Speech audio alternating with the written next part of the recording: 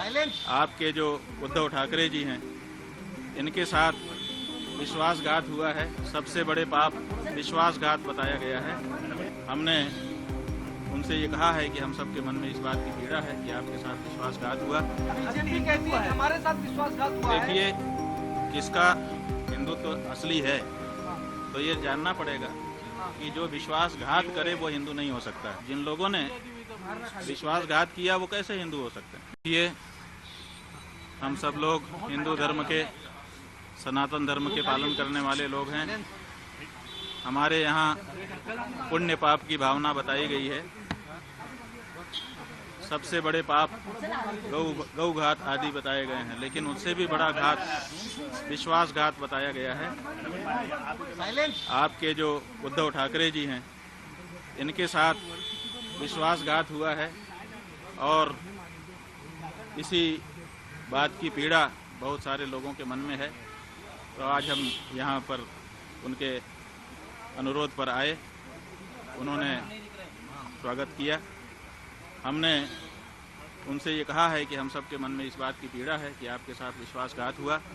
जब तक पुनः महाराष्ट्र के मुख्यमंत्री की कुर्सी पर आप विराजमान नहीं हो जाते, तब तक हम लोगों के मन का ये जो दर्द है, ये पीड़ा है, ये दूर नहीं हो सकती है।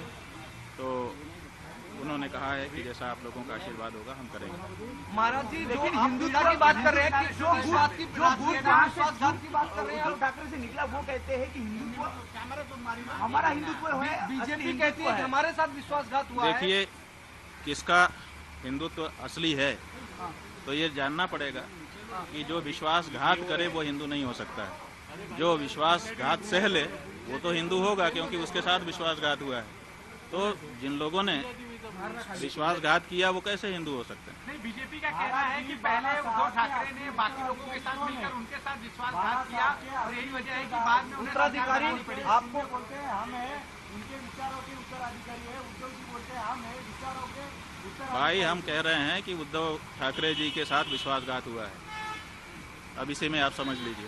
ये बीजेपी ने इसलिए पूरे महाराष्ट्र की जनता इस बात से पीड़ित है। सबके मन में इस बात का दर्द है। चुनाव में इस बात का पता भी चल चुका है।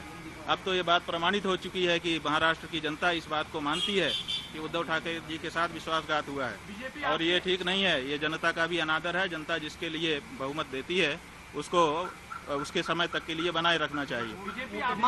बीच में सरकार को तोड़ देना और बीच में जनमत का अनादर करना ये अच्छी चीज नहीं है। राज्य का भाजपा कहता है कि हिंदुत्व तो हम शंकराचार्य जो है ऐसे बयानबाजी को लेकर कैसे हमारा हिंदुत्व ही भाई, शंकराचार्य की बात नहीं है। शंकराचार्य जी क्या कहेंगे? जो सच होगा तो वही तो कहेंगे। हमें राजनीति से लेना देना नहीं है, लेकिन विश्वासघात तो हमारे यहाँ पाप बताया गया है। ये तो धर्म का मामला है ना, पाप और पुण्य। और इस बारे में कौन बोलेगा? राजनेता बोलेगा। इस बारे में तो धर्माचारी ही बोलेगा।